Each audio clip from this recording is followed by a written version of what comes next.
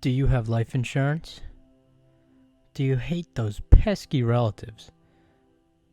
Do you want a large sum of money? And most importantly, are you going to die one day? If you've answered yes to all four, then you're a prime candidate for a viatical settlement. Now you may be saying to yourself, gee, that sounds great, mister. But what is it? Let's imagine a scenario. So Johnny goes to the doctor. He's not feeling too well. The doctor comes back with pretty bad news.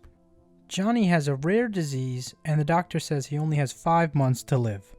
So what's Johnny gonna do with his precious time? Johnny decides to go to Bloodsuckers Inc. and enter into a viatical settlement.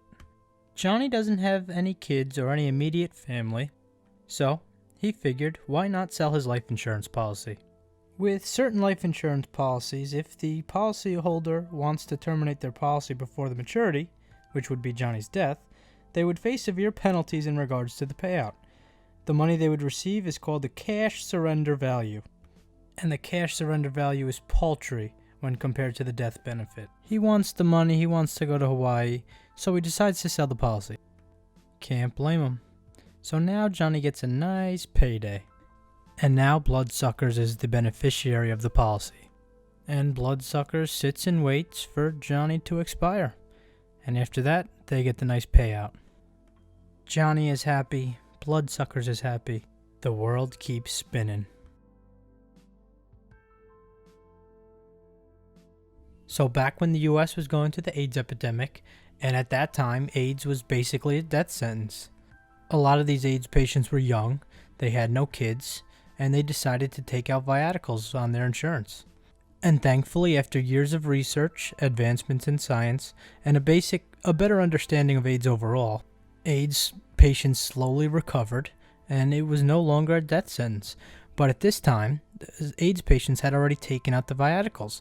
So you had AIDS patients with no insurance who were recovering, and investors on the other side of that, basically waiting for these patients to die. And that's where we start to face the morality and ethics problem with viaticals overall. Because those who've invested in these viaticals are benefiting from when these people die. And that kind of leaves a sour taste in people's mouth. But don't get me wrong, it's not like viaticals aren't right for anybody. There most certainly are people who could benefit from taking out a viatical. Let's say you have no kids. Let's say you don't have any immediate family you want to give the money to. Or you just need the money for your living expenses for the rest of your life. Maybe in that situation, it might be wise to take out a viatical. I kind of see viaticals like reverse mortgages. They're definitely not the first route you should look, but if you have to do it, you have to do it. This has been Money Talks. I plan to make a lot more videos like this. If you have any advice or you have any ideas, let me know, and I'll see you later.